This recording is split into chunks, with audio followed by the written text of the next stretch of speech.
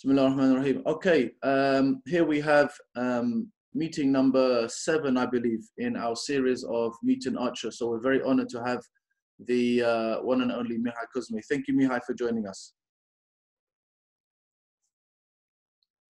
You are welcome. 7 is good. Yes.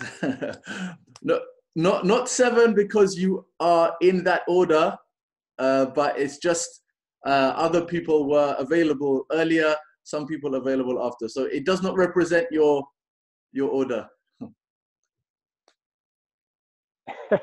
Doesn't matter. It's fine. Fine. Thank you for joining us. How are you doing in this period of lockdown, coronavirus, etc.? You are just busy with your horses? You are at home?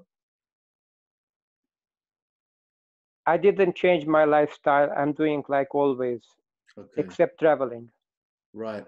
So normal training, riding, etc. every day, yeah? Yes. Very good. Fortunately, I'm not living in the town, so yeah, I'm not limited with the situation. Okay, good. So normal for you. You live in Finland at the moment, correct?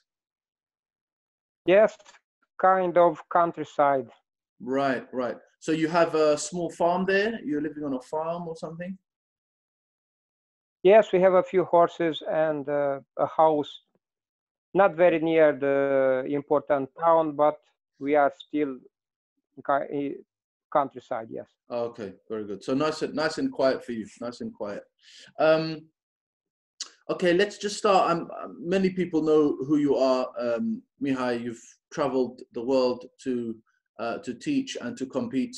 But just in case some people are not aware, if you can give us very short, brief introduction about how you started archery, traditional archery, and horseback archery, please.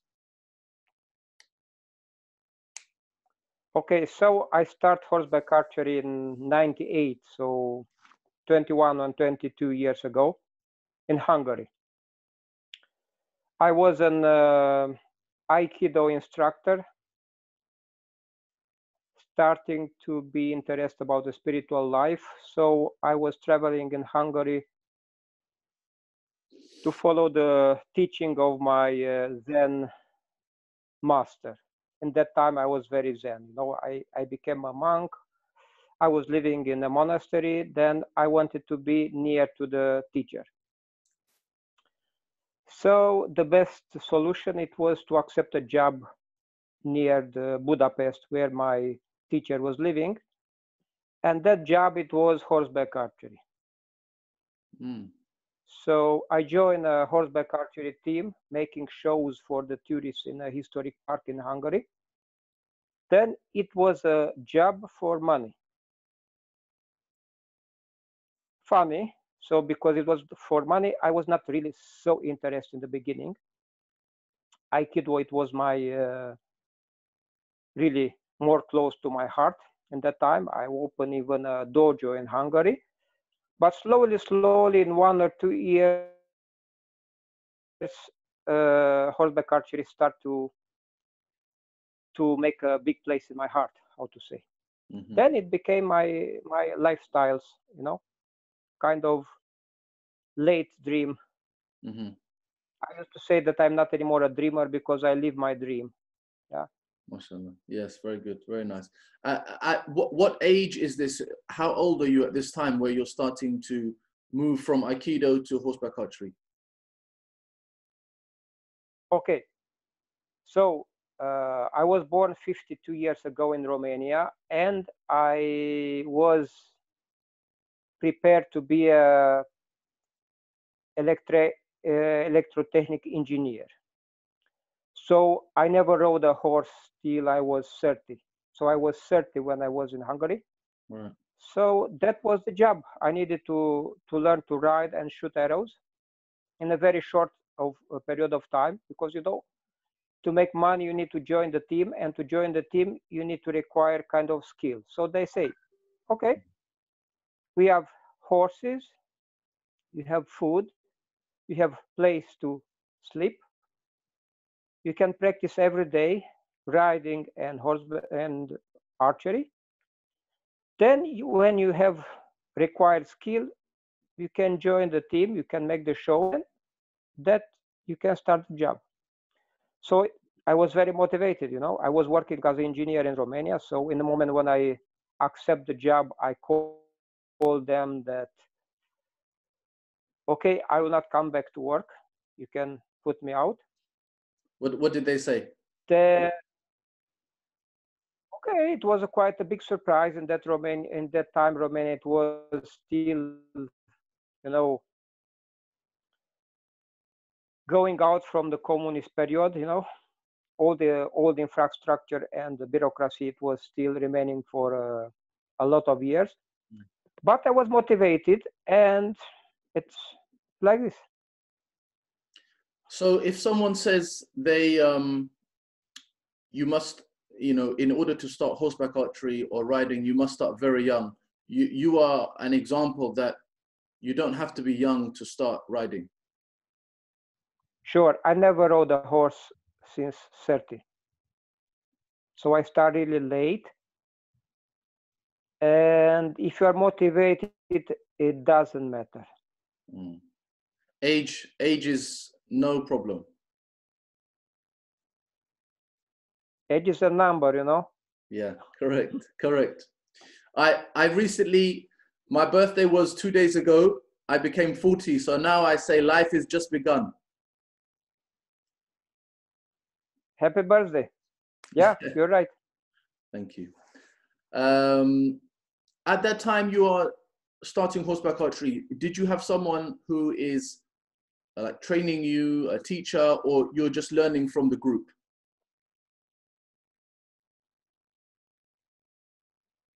So the owner, he was also, he teach art, riding khatra master, you know. I so see. I and we had the same riding master.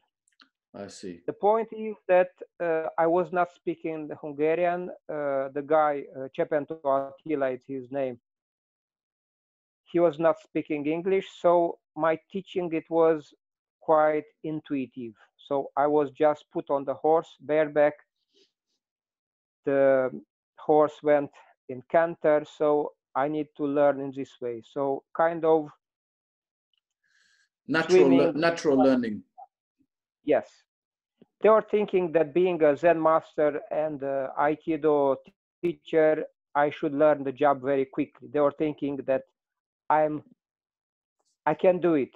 Right. But it was more difficult than that, yeah. And at that time you were previously a monk, so I assume you had no family or not married at that time. You had no children or anything? Okay, the idea of Zen monk, it's a bit different than in Christianity, for example. So, okay, so that period went, so I quit the monastic life as a Zen monk. It was not a spiritual way for me. I felt that the metaphysical way, it's not for me. I was not able that, you know, I was thinking that I have a soul. And when you think that we have a soul and you are not just a metaphysical entity, you know, like ku, what means nothing, you know, like something which go and disappear, you know, and transform. So I was more thinking that, okay, I believe that I have a soul, you know, everything starts with this.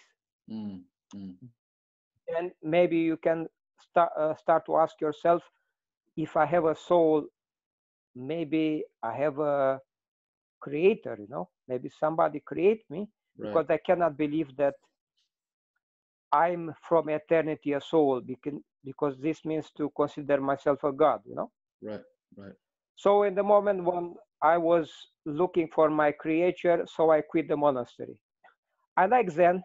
They put the right questions about the goal in your life, but that it was a period just for me. But Zen Buddhism, do they recognize a higher power, a creator, or it's just meditation and yourself? Maybe at the high level is the same, just they are not able to consider God as a person, even not a person like a human person, you know, Yeah, a being, divine a person. being. Yeah. Uh, they can call it like a cosmic order or supreme principle, but I wanted more concrete answers. For me, it was too ambiguous. Mm-hmm. Mm-hmm. Yeah. So yeah, but that is very personal, you know. Yeah. Sure, of course, of course. Okay, we move forward now. Tell us about how you, even now, if you have a new horse, you want to train this horse for horseback archery. What is your system? What is your method for training this horse? Okay, I used to have more horses in a period when I opened my horseback archery school there between 2004 and 2012, so 8 years. But when I start traveling, I sell all my horses and not really close the school, but being less in touch with my previous students because of the traveling. So, how to teach a horse? So, actually, it's not so difficult. In Mm. everything goes step by step, you know. So let's put it in 7 steps. First, it's normal riding. Mm-hmm. Second, you start riding without reins. 3, you start to make your archery motions without bow and arrows, just that the horse know that his job is just to go canter along the track and stop and again. The horse should not think about bow and arrows, what you are doing on his back. Mm. He knows that he goes on the track and whatever you are doing on his back, he should just accept it and do his job. Mm. So fourth, you start to make exercises, holding the bow in the hand and eventually start knocking with one arrow without shooting because the sound of shooting may disturb the horse. Mm-hmm. Then, of course, you make the next step when you feel that the previous one it's not disturbing your mount. Mm-hmm. You should start shooting your arrows first in the sand. You want to avoid a strange sound. You don't want to connect the horse with horseback archery. Yeah, he do just his job. He goes straight on the track, no rein contact, and that's all. Mm. Then after you should start shooting at the target and so on. Okay, you can do a nice job on the ground, but if you do it the job properly step by step, actually you can do it just on the horse, on the saddle. Mm-hmm. Then at the end, you start to teach your horse to go with different speeds, how you required, you know. Yeah. If you want to go slow, he goes slow. If you want to go fast, he will go fast. Mm. Do you find Simple, very simple. do you find different breeds of horse? Some of them are better for horse archery, and some are not suited, or all horses can be trained for horse archery? Okay, I think theoretically all the breeds are suitable, matching your weight and your physical characteristics. But a few breeds of horses may be a bit difficult. Mm. I remember that in Southeast Asia, they have a lot of cheap retired polo horses, polo pony. They are more than 80% thoroughbred, you know. It's not really suitable horse, not the ideal horse for horseback archery. So some horses are trained to go with the pressure in the mouth, and when you Mm. release the pressure, they go full speed. That is the polo game. Right. So that is the opposite what is required for horseback archery. So when you go on the track and you release the pressure on the horse mouth, Mm-hmm. the horse is supposed to keep the same rhythm. A polo pony will go faster. So some exceptions like this one. What is? So it's not about the breed, about the horse character.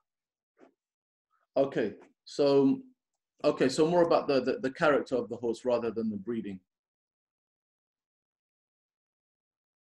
It should be nothing special. You know, a Japanese master of sword master, Musashi, speak about. And very similar teaching about the horse what Xenophon, the master, the Greek master, about the horses, you know.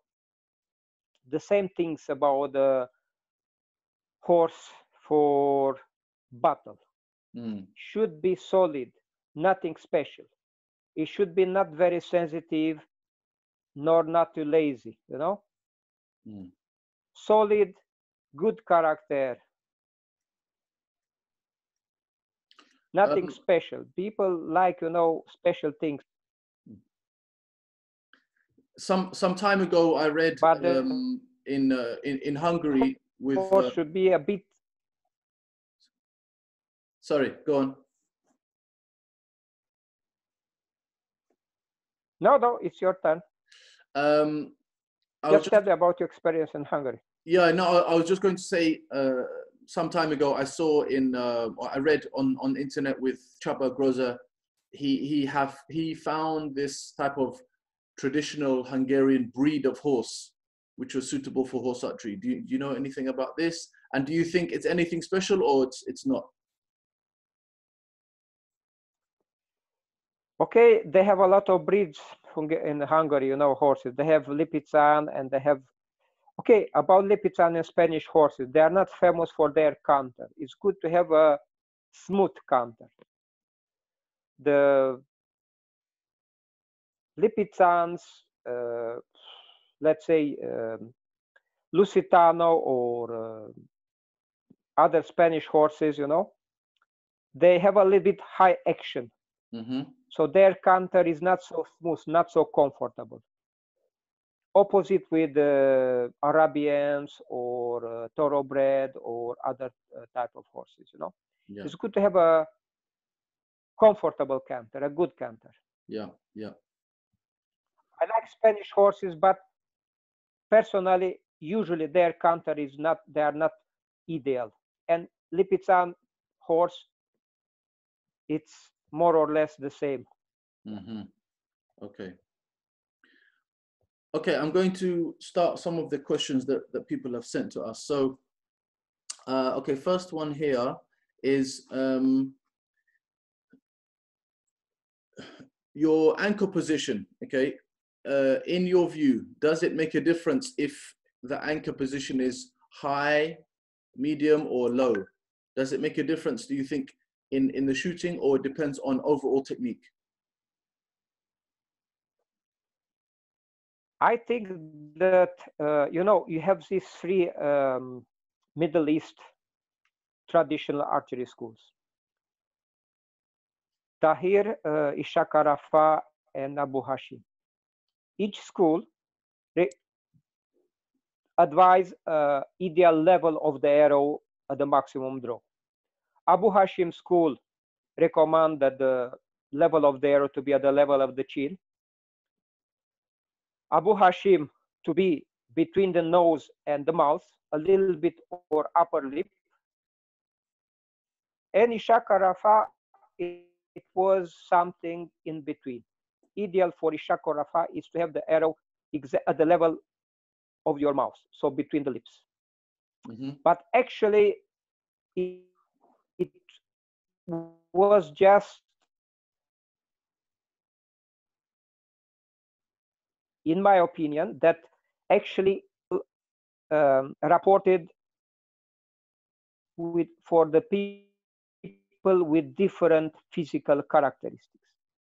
So Abu Hashim master, it was a tall man and very slim with a long neck. So if you think that the power line means to have elbows, hands, and shoulders on the same line, if you have a long neck, naturally your arrow will come a little bit under the face or at the level of the chin. The opposite. Tahir master, it was a big guy, somehow more compact, with a short neck, a long beard. So he needed to draw following the same principle, shoulders, elbows, hands, the same level, because of his physical characteristics, doing the same thing like Abu Hashim. His arrow was going a bit over his mouth. So a lot of things is because we have different bodies, you know? Yeah. So I'm more normal, you know, not too big, not too small, not too tall. So I'm more on the intermediate school, Isha Karafa. So my arrow, more or less, it's at the level of the mouth. Yeah. So it's important for someone to find what is suitable for them depending on their physical characteristics. Yes. But if somebody feel attracted by certain teaching, he really feels, because now we are practicing archery as an art for developing ourselves. So sooner or less, this means to develop your inner voice. Then if you have some preference, if you like a particular school, if you like Manchu archery or Japanese or Middle East, go with this voice.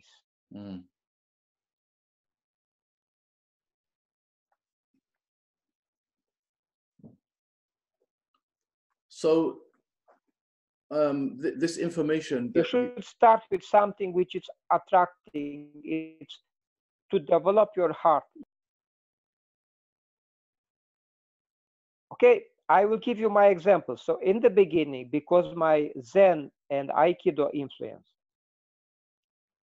I was going more with the Japanese, with Yabusame, with Japanese archery. In my first years, I needed very long arrows because I was drawing well behind my ear. But then after, I changed also in a spiritual way. I told you that I quit the temple. Then, even if I have nothing against with Japanese archery, I find it a little bit uncomfortable to draw such a long arrow behind the ear. So slowly, I prefer to shorten my draw length using more diameter. You can obtain the same arrow velocity with the more elastic bows and longer draw length. So it's about how you prefer, how you like it. So for my type of muscles who are more rigid and prone to the injuries, I discovered that for me it's better to use shorter draw length bows, but dynamic bows, and shorter draw length. Because I tried the both ways. Very long draw, light bow, longer bow, because if it's not longer, you cannot draw it a lot. And I find my way, but in the beginning, I was crazy about drawing how much you can, you know? This information you have about Abu Hisham and the 3 different schools, where can someone find this information if they want to look up? Saracen archery, it's some people reading the Saracen archery, they get confused. Like, you know, there are chapters, you know, starting with the, like, you know, chapter about the drawing, chapter about the position, chapter about the release. And we have a kind of mix of techniques which appears sometimes contradictory. So the people should understand that these techniques are they have a logic inside the system. So in the Middle East, they used to have 4 systems. It was Isha Karafa, Abu Hashim, and Tahir. The 4th one, it was Bahrami. Bahrami, it's the Persian school of archery, but we don't know too many things about. So we know more about. So actually in Saracen archery, it's a mix of the elements of these three schools, what I mentioned, Tahir, Abu Hashim, Ishaq Arafa. When you are able to separate the systems and they put together, so this kind of release, with this type of basic stance, with this type of drawing, with this type of lock of the string and knocking technique, they have a logic because it's one system. But the book itself, it's a little bit difficult because it's not, how to say, put it like, okay, this is system of Abu Hashim, this is system of Ishaq Arafa. In order, it's not in order. Yes, it's more on the mixing the technique elements. But in the moment when you are able to separate them and to put where they are belong to, then everything it's fine. How did you find out how to separate this information in the book? Is there other books which helps you do this, or you had to research yourself?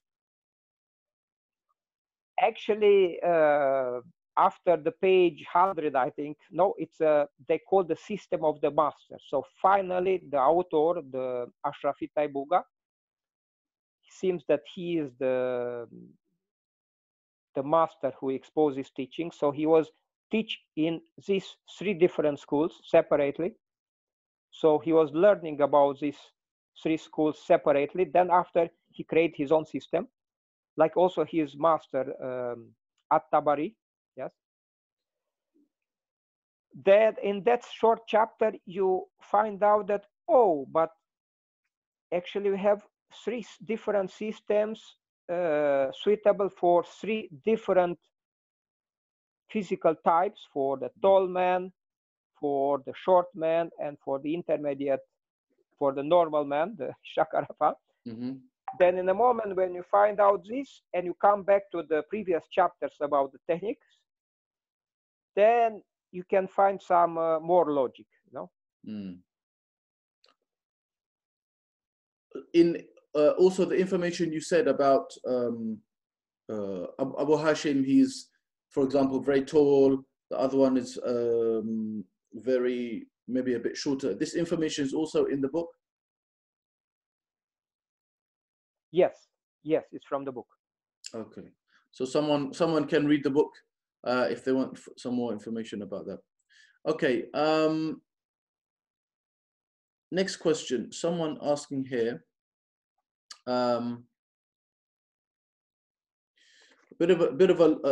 okay, concerning khatra, when you're releasing the bow, releasing the shot, okay, is the khatra meant to be forced or a result of natural rotation on the release?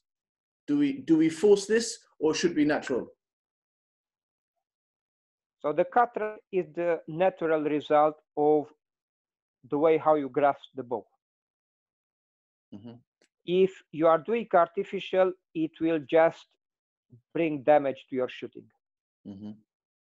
If you want to make it consciously, you will move your wrist.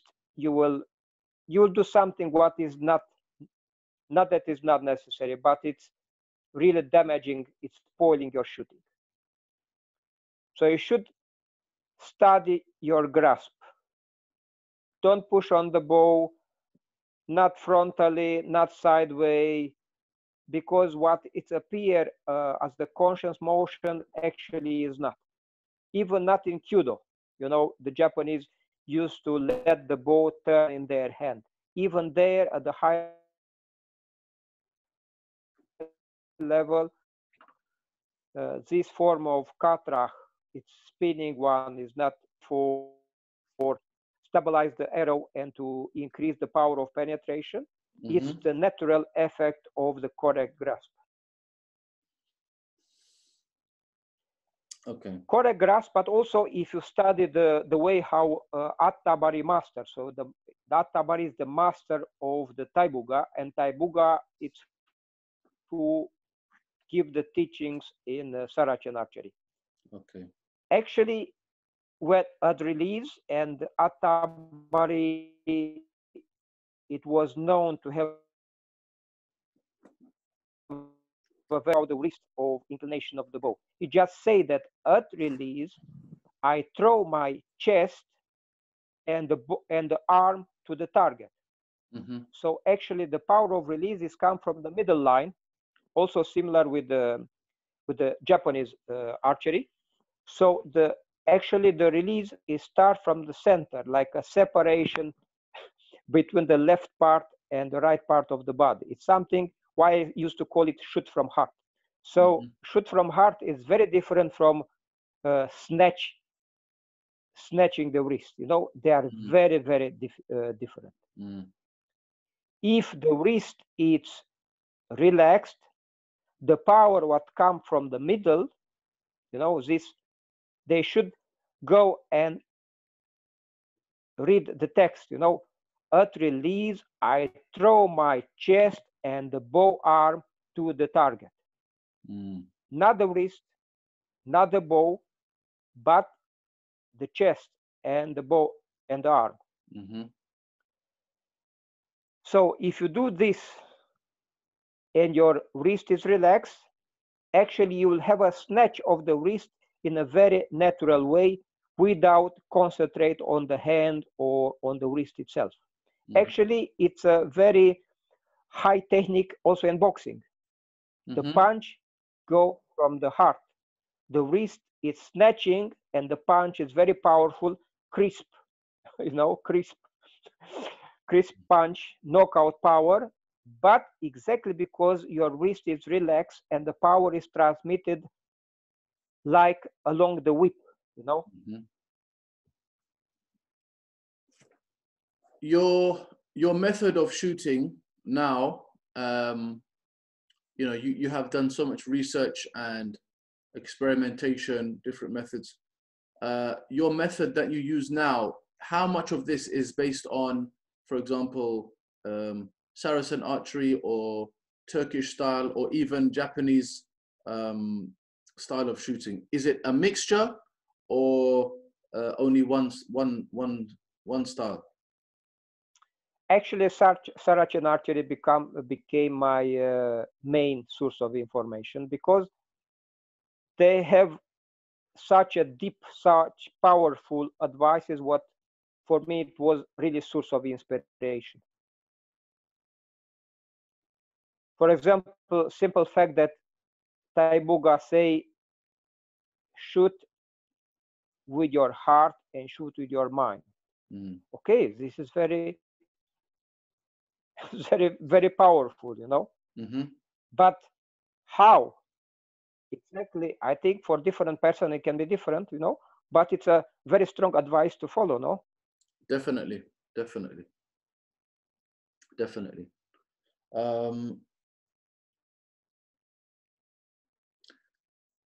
So if someone is shooting on the ground or on horseback, but they do not have a natural khatra, does this mean their technique is deficient, it's not complete, or it's wrong, and they must have khatra? Okay, I will tell you something. So the Kashai school, Kashai master, he is a master. We have a big differences in technique and even in thinking, but I will tell you that the Kashai master, he shoot with khatra. So he shoot from heart. He has this stretching of the bow hand and punch, but because he is grasping the bow in the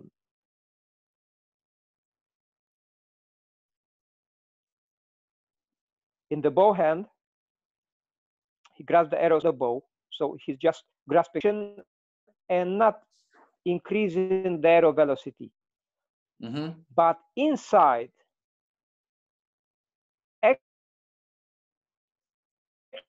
actually, his release, it's similar with thing is not traditional. But if you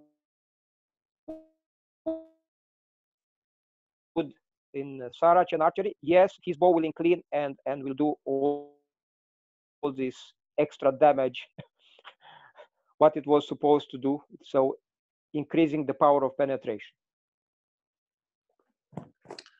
So you can have the correct release, the shoot from heart, you know, shoot with your heart, shoot with your mind. But if you don't grasp correctly, your bow will not follow. So the tip of the whip will not snatch. And opposite, you can try to make your khatra and you will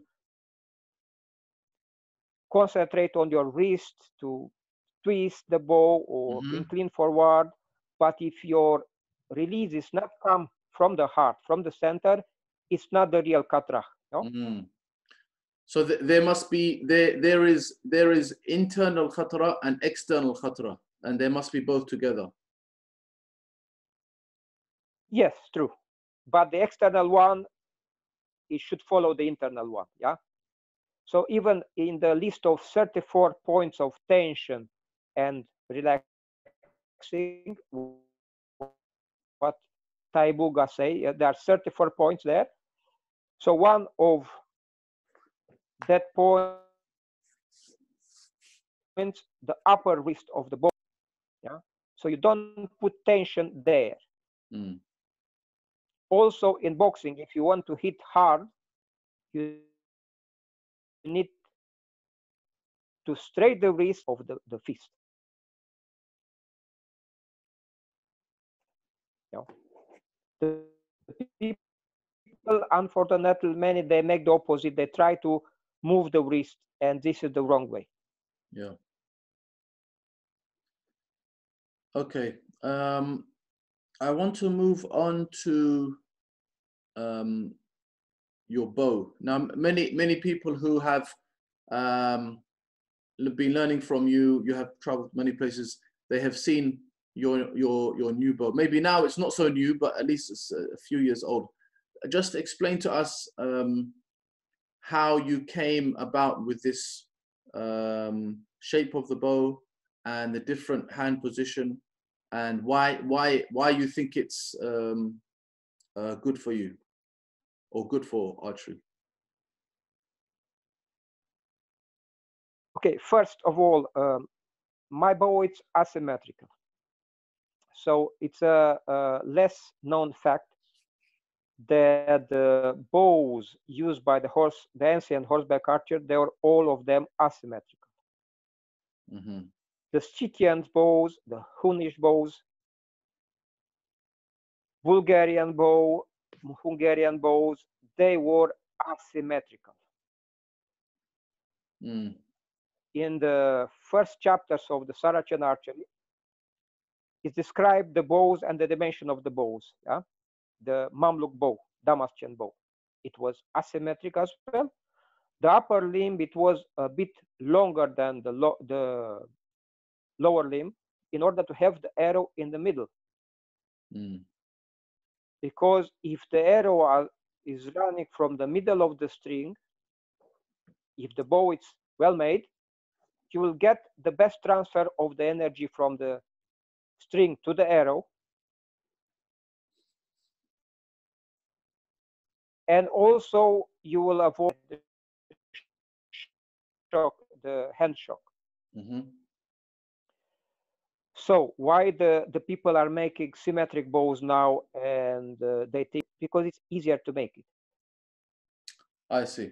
If you make the limbs equal in materials, you put the string on, then okay, and the bow is working. But if you make the one limb longer than the other, when you put the string on, you risk to, how to say, to have a very bad shape of the bow. So you should, for making asymmetrical bows, you need to have a really high knowledge as a bower, because the limbs are different in the thickness and the dimensions in order to have the bow the stringed bow to be harmonious and to work proper. So it's somehow unforgotten art, you know, making symmetrical bows. But if you search for the bows, what was found from the Scythians, Huns, and all the big horse archers, you know, they were asymmetrical. What about the for example, we see a lot of the Turkish bows. Many of them are symmetrical, no? The historical ones. The people forget that the copy of the Turkish bows, the modern copy of the Turkish bows, they are made by copying the bows found in the Topkapi and in other museums. These Turkish bows from the museums are the older one, maybe it's 17th century, but the most of them 18th, 19th century. All that bows are actually flight bows. The position of the bow arm in flight archery, it's up 45 degrees, no? The bow should be balanced in that position for flight archery and also for the pedestrian archers. That it was the most common position, you know. You shoot your enemy who is far away at 200-300 meters. So you shoot having your bow arm at 45 degrees. Also the Korean bow, yeah, it's made for shooting long distance. So for that position, with the inclination of the bow arm up at 45 degrees, the symmetrical bows is the best option because the bow is balanced in that position. But on horseback archer, he needs to penetrate armor and to give maximum damage at short distance, fighting range for a horseback archer, you know. And his bow arm is horizontal or even above, even under horizontal. Yeah. So so what you're saying is your bow is still keeping to traditional methods of shape and bow making. It's not something new you made just because you know you wanted to make a new design, no? Yes, actually the design is a mix between the Hunnish bow and the Damascene bow. So the Hunnish bow were a bit more asymmetrical, very longer asymmetry in order to have the arrow exactly on the middle of the string. But the C-axe and the shape, recurve shape of the bow, it's more reminding the Mamluk bow. It's a mix. It's right. I would not say that my bow it's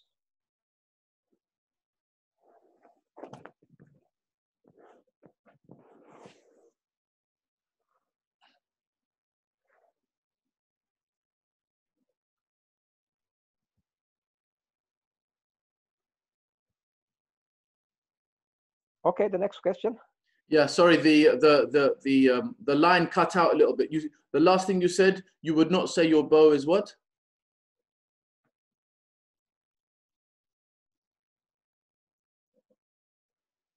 I like belong to a certain tradition. It's Okay. a mix between the Hunnish bow and the Damascene bow. Okay, like a hybrid bow. Would you say hybrid? Yes, we can say it's still traditional, but not historical. You know, it's the terms used in archery. Right, right. Because they have different categories in competitions. Yeah. Yeah. Okay. So it's not a historical replica, but still a traditional bow. Right, I understand. Okay, talking about now your competitions, horse archery competitions when you're going abroad. Mashallah, you have traveled maybe to every competition. I don't know, so many competitions. normally, how long do they give you to find the right horse? And what do you look for in finding the suitable horse for you when you're going for competition?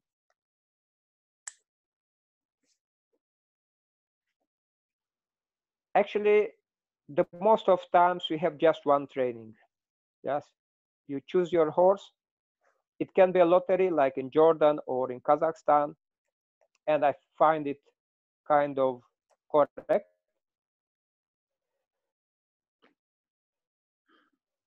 This is the list of the horses. Then, guys, you go and you choose your horse in this way. The lottery, it's very good if you have kind of good riders.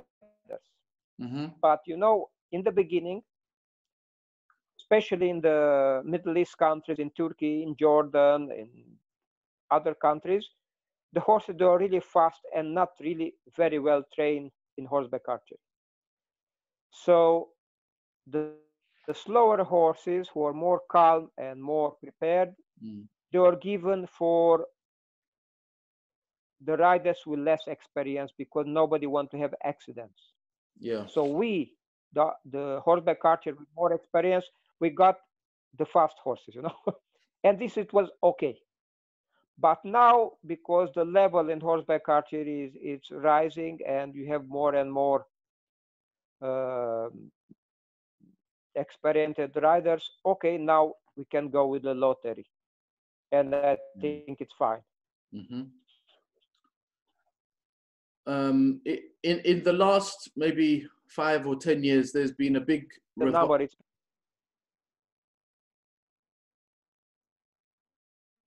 Yeah, sorry. No, I just didn't hear you. Okay. In the last maybe 5 or 10 years, there has been a very big revival in traditional archery, horseback archery. Why do you think that is happening now?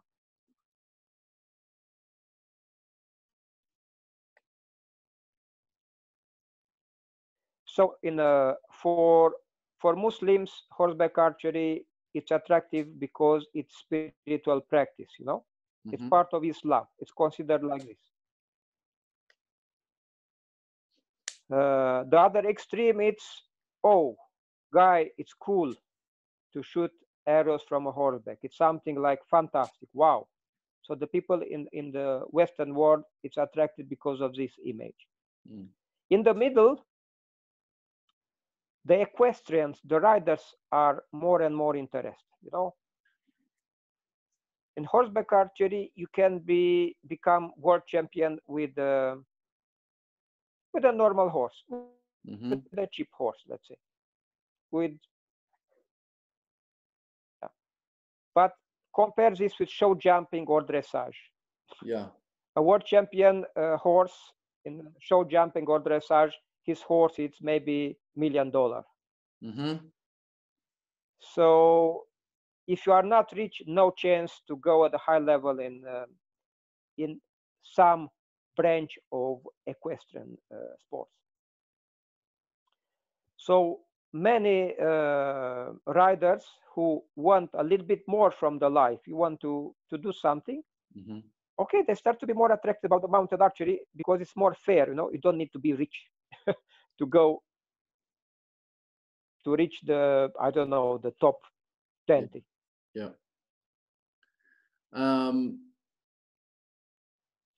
What do you learn from the horse when you are practicing and training and doing horse archery? Because many people say that you have to have a good relationship with the horse, and the horse can teach you things as well. Have you found this in your experience? Yes, sure. You have a lot of things to learn. But okay, let's going from a little bit more far. So the difference between the ancient warriors and modern owners is that in the old times, the mounted archer was supposed to be able to ride and shoot and fight using any type of horse. If they were killing his horse in the battle, he will just take other horse and he will continue. So somehow the way of connected with the horse should be somehow universal, working for all kind of horses. Mm-hmm. You know, the thinking of the old people was more simple. They were thinking that the God gave the animals and especially the horses under our protection. Yeah. So when I'm sitting, when I take my horse, when I sit on the horse, I am the mind because I am the master, and he is my body. So it's not master-slave relation because I am the protector. But you see, inside a person, you find this relation between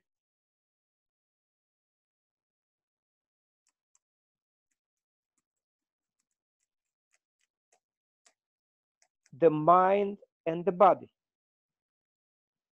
So sitting on the horse is like yours. Yeah, horse in the traditional way, it's come in solving the same problem what you always have, that your mind should control the body. So I love my body, but also I need to control it, you know, more to drink more alcohol, to look to the ladies and so on. Of course, the mind should take care about the body and put limits. But with love, you know, because the mind I love my body. It's an instrument. Everything what is supposed to do, even the spiritual things, I need my body for it. But I need to put also his limits. So the way of riding and teaching your horse is the same like it's supposed to do with your own body. The same problems, the same things. Yeah. You have a hot horse, you have a body with a lot of tendencies, you know, with a lot of anger or something. You call me how you do with your own body with a hot horse, you know. And the same with a lazy body or with a lazy horse, you do the same. You pinch a little bit, you are wakening up slowly with love, with compassion, but you need to make it work, you know, model. You act with your horse like it will be your own body. You want to shoot, yes, you control your body and put him to knock, to draw the bow and shoot in a reach and in a way how the mind feel that you can do it, you know. The mind should not ask the body more than the body can do it. The mind should know the body, okay? So it's the same as a rider with my horse. I will not ask something what I feel that the horse cannot do. I prefer to make longer steps and more steps if I feel that the horse is not prepared yet. And opposite, yeah? You can have shortcuts if you see that this horse can do it faster than the others one. Everything else, it's just knowledge about the anatomy. Yeah. Some people say if the rider is not experienced and the horse is more experienced, then the horse is riding the rider and not the other way around.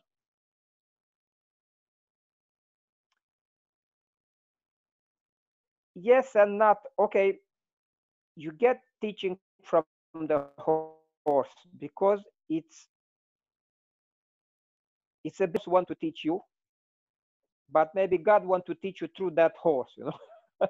Sometimes even falling or good things, bad things, nothing. But this is obliged to have really a strong attitude, you know. It's a big responsibility to receive a body which is 10 times stronger and heavier than your own. So this it's you know, it's like a mirror. It's amplifying. If I do a mistake with this body, it's okay. But if I do a mistake which is amplified 10 times, it can be very bad, you know. And the opposite. So the horse is supposed to be somehow amplifying yourself, amplifying your own body. Okay, you need technical details and knowledge, but this basic attitude is this one. Have you had any bad injuries or accidents? You are the mind, the horse. In the beginning of my mounted archery career, I had some accidents. Yes, I broke some bones, left leg, right one. Not in the last years, but you know, it's a Turkish proverb, and they say you cannot dare to call yourself rider if you didn't have at least 77 falling from the horse. I fell from the horse a few hundred times, so I can call myself to fall. Yeah, I never do it, you know, like cascade. You just fall from the horse, then you get this money. I said, no, no, no, no. I fall from the horse many times, but never consciously. Yeah. Yes. Yeah. I understand. It's a risk. Of it's course. A risk. Yeah. So yeah. There's always a risk. It's a part of the job. You take it or not take it. Sure. Okay. When what is the poundage of your bow that you shoot with, and do you like to use the thumb ring or just you use tape?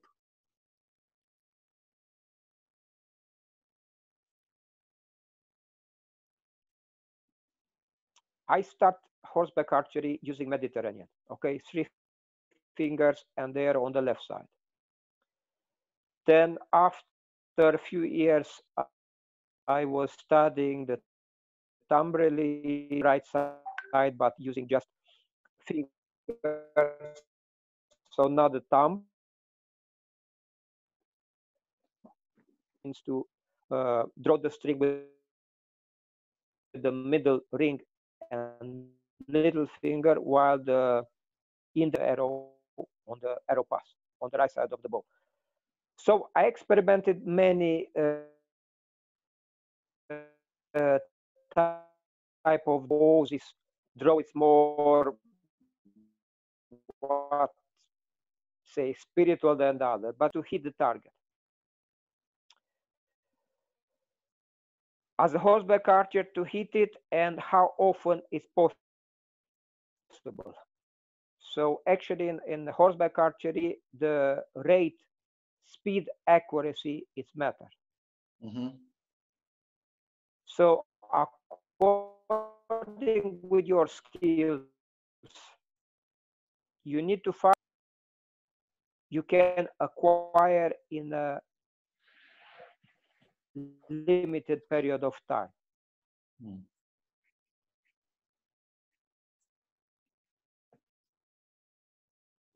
And so if you are slow and accurate,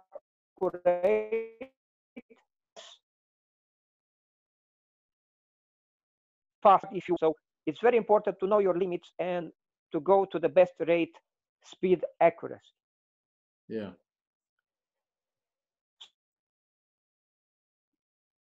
So not just in horseback archery, they put if you are good shooter and powerful, but the Byzantine one about horseback archery and archery, strategy. I think it's even written there in Strategicon. So even if you are a good shooter, it's useless horseback archer and for the pedestrian as well. So actually the traditional archery, so they put a lot of accent on speed, but hit the target. Yes. So the speed means amplifying your accuracy. If your accuracy is 0, your result is 0. So You should be accurate, but you should be fast as well.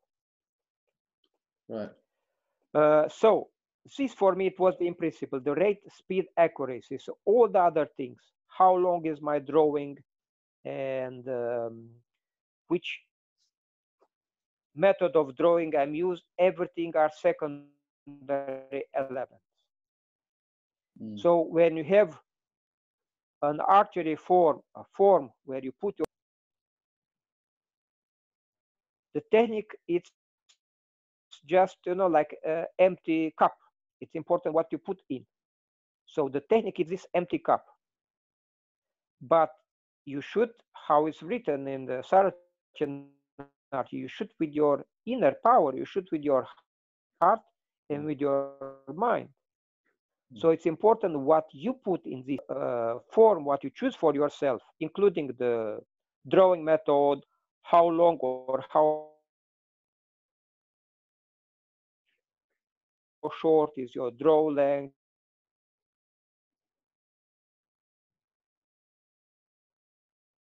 all this should be choose what is suitable for your power, for your heart, and not the opposite.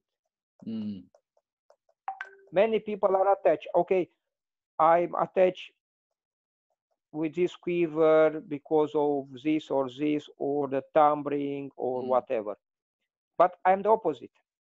The thumb or fingers or whatever, they should serve my archery form, and this archery form, one more time, it's this cup where I put myself when I'm shooting.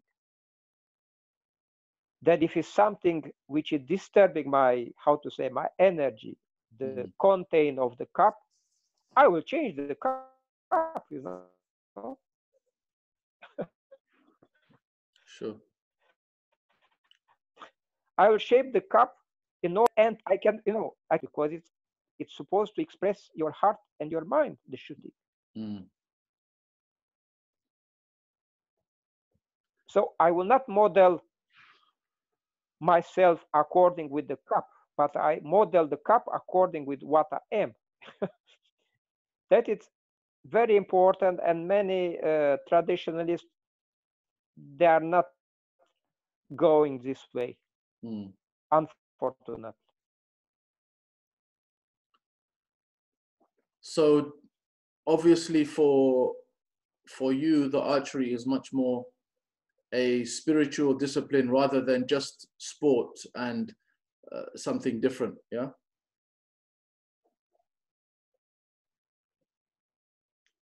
Look,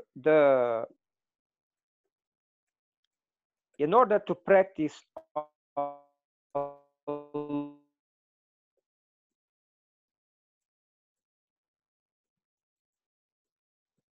lot, means so you need a very strong motivation and determination to keep this training. So you need to have a goal. In the ancient times, a warrior, his goal, it was very simple. Okay, he need to defend himself in the battle, to serve his king, or to bring food to his family. Okay, hunting and battlefield. So his motivation was very strong, surviving. But you see, in our times, we cannot practice horseback archery for surviving. The goal is different. The goal is different, and everybody should find it. So for me, horseback archery, it's an art, and the art, it means to develop yourself. It's to improve yourself, to improve your inner power, your heart, your mind, according with your thinking, according with your faith. That is very personal. But if you want to keep your training, you need to find this goal, this motivation. Then, okay, when you are young, maybe you want to be a champion, you want to be better than the others. You have this fighting spirit of the ego. Okay, it's motivation for the young people. But I tell you, when you get older, you need a higher motivation, a deeper one. So otherwise, you cannot keep going. Right. Very true. Very true. Okay, we have just a couple of kind of quick questions to that I'm asking each person at the end of the interview, because I know the time is going on. I don't want to take too much of your time. I know you're a busy guy. Yes. So okay, laminate. I know you have your own bow, but do you prefer laminate or composite bow?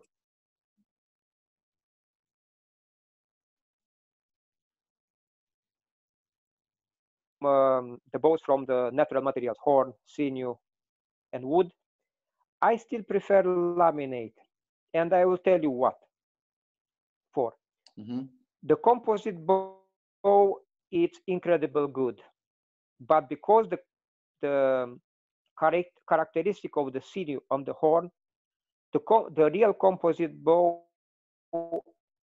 perform well over 45, 50 pounds minimum. I would say even over 60 for the warriors. Strong bow, heavier arrows, more penetration power. But for a modern horseback archer who struggle for speed and accuracy, the laminate bow it's more suitable because the laminate bow perform at the lower poundage. The laminate bow is superior to the composite bow at 35, 40, 45 pounds. If you go higher, the composite bow is better. But to keep intensity of the training, so to shoot a few hundred arrows every day, you will not use a stronger bow than 45, 50 pounds. So because of this, I think the laminate bows, it's more convenient. Okay. And I say just about the performance, not about the price and maintenance. Of course, yeah. What is your favorite track to compete on? Hungarian, Turkish, Polish track. Which is your favorite one?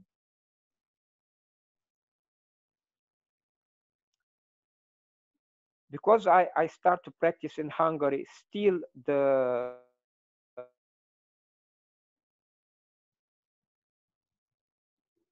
what we call now, I think it's required the highest skill. It was exactly the way how nomads was attacking a fortified position, So actually it's like shooting a tower. You go, then you can shoot your arrows from every direction. So the idea of long distance, short distance, and different, all the direction of shooting, all are, how to say, inside this style. Yeah. Yeah, you can do all angles and yes. All angles and differences in Hungarian style, yeah. And you have the long shot as well. Yeah. In terms of arrows, do you prefer wood or carbon arrows? The same question with the composite and laminate. The good wooden arrows with enough rigidity, they are heavy, so they are not suitable for lower poundage. So because of this, I think that the well-made carbon arrows are more suitable for the laminate bows.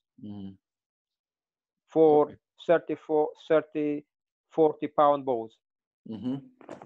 Okay, and the last question is more of a theoretical question. If you had the chance to go back into time, which period or which era would you like to live in or visit?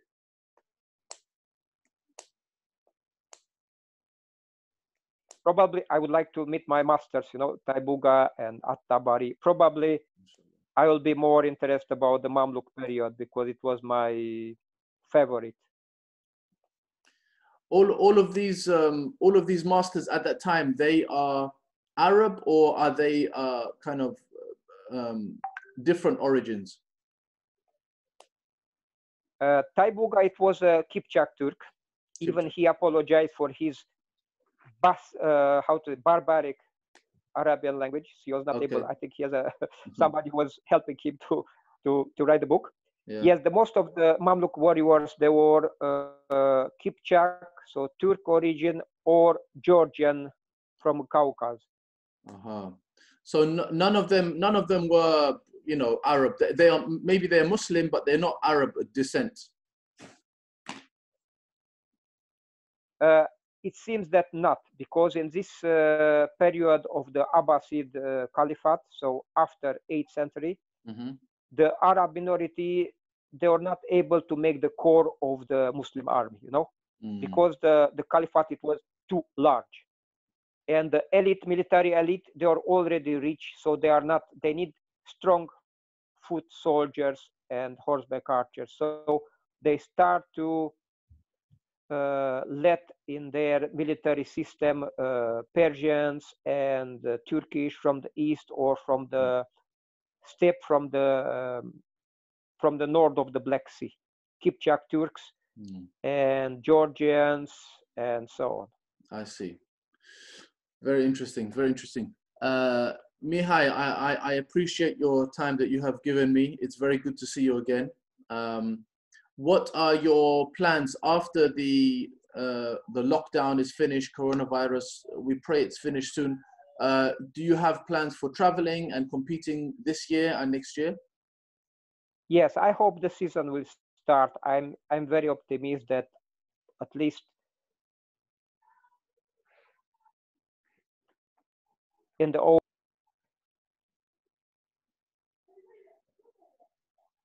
Sorry, just say again, end of?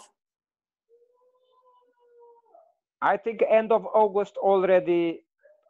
Okay, it's my optimistic mind that we will start the season, even if better later than never, you know?